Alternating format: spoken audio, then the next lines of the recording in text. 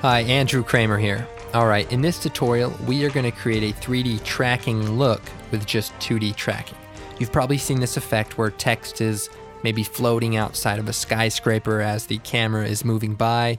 It was in the beginning of many movies and such. Well, usually that effect is done with a 3D motion tracker, and in this case, we don't have a 3D motion tracker. So using just After Effects 2D motion tracker, we're going to create that same look.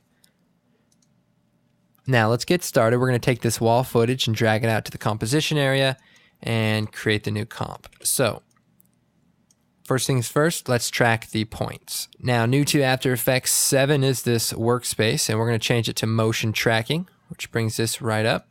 Okay, so with the layer selected, I'm going to choose track motion.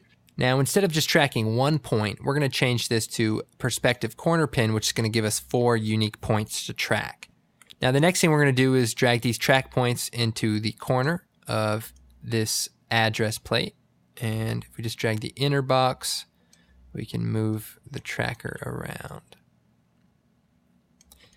Let's go ahead and move this just to the inside of each of these effects. So right about here, and right about here. Okay, I'm going to choose Analyze Forward. Okay, and that looks pretty accurate. And as you can see, the motion is pretty diverse there. It's kind of wobbly, but that's good. That's what we want. Now I'm going to go back to our original composition and make a new solid. We're going to just make it white and choose OK. Now if we double click back on the layer, we'll get to the tracker options. We can edit the target to the white solid. And basically what this does is says, okay, I've calculated all these points. Now what do you want me to do with the data? So the target is the white layer. We want the white layer to take these 4 points and create a corner pin effect so that the white layer conforms to just the inner edge of each one of these points. So I'm going to hit apply. And right away, as you can see, the tracking data has applied itself and we have this effect. Now you can easily see how this effect could be a TV screen. But actually for this particular instance, we are just going to use it as an address plate of the future. You're saying to yourself right now, what are you talking about? I'm going to choose solid settings, and I'm going to take the little eyedropper and pick this brown. Holding down Control, I can turn it into that sample from 5 pixels rather than just 1, so it's a little bit more accurate. Turn the layer back on, and that way we just get rid of the address. Now, here's the cool part. I'm going to just close out these, or actually just change it back to standard, and it gets rid of all that. So the next thing we need to do is create our address, which is going to be kind of floating in midair here. So I'm going to take this medium gray layer and call it background, and I'm going to duplicate it, hit Control-Shift-C to pre-compose it, and we're going to leave all the attributes here. We don't want to take them with us. We're just going to hit OK, and then we're going to Alt, double-click on the composition, and we just have a layer in here, right? Well, I'm going to delete this layer. Okay, then I'm going to make a new text layer, type 411, and scale it up. Stick it right about here. Now let's go back to our timeline wall and see what we got. Okay, so now this address kind of sticks on there. Pretty good. Now it doesn't look very 3D to me though. It just looks like it's sitting there.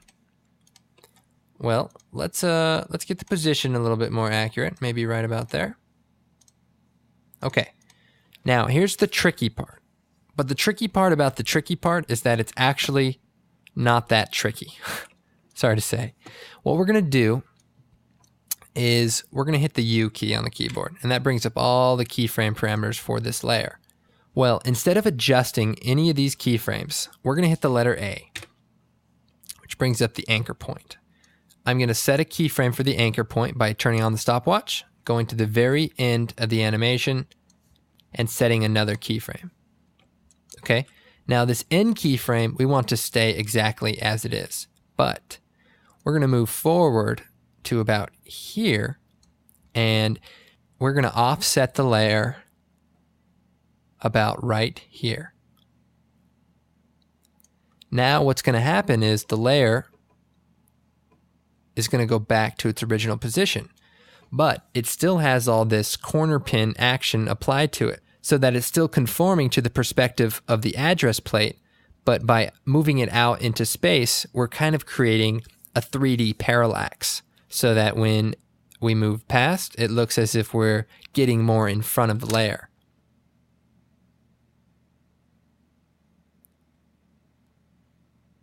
Depending on how far out you want it, that's how much you adjust the anchor point. Well, we don't want to overdo it, so just out in front usually makes for a nice effect. Now you're thinking, okay, how can I use this with other footage? Well, what you want to do is you want to add a keyframe to wherever the text, if ever, becomes straight on with the camera. Then anywhere around that, you want to make a keyframe that offsets it however much you think it would be offset at that point. So all you have to know is basically 2 keyframes.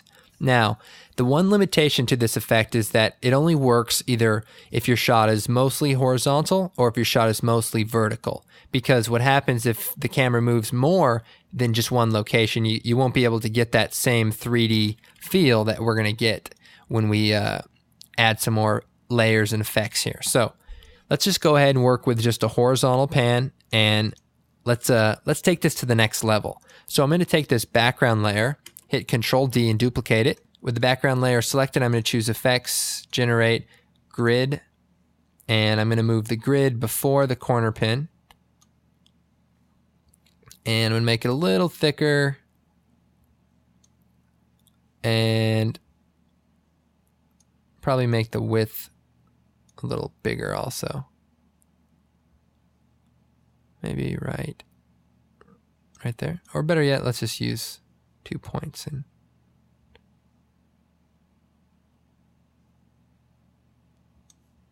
all right, that looks pretty good. Now, what if we wanted this layer to be in between the wall and the text? Well, if we set the 2 keyframes for the anchor point, one at the beginning, one at the end, without adjusting the parameter, all we have to do is move it to be halfway between it. And watch what happens.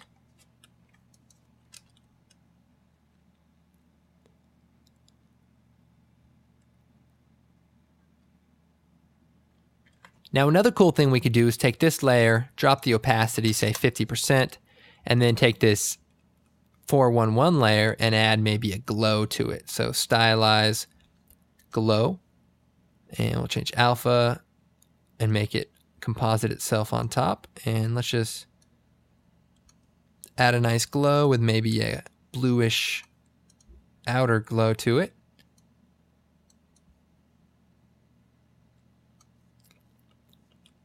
Maybe a little less. Okay, so this is kind of like the future of address plates. I know I'm going to have one of them.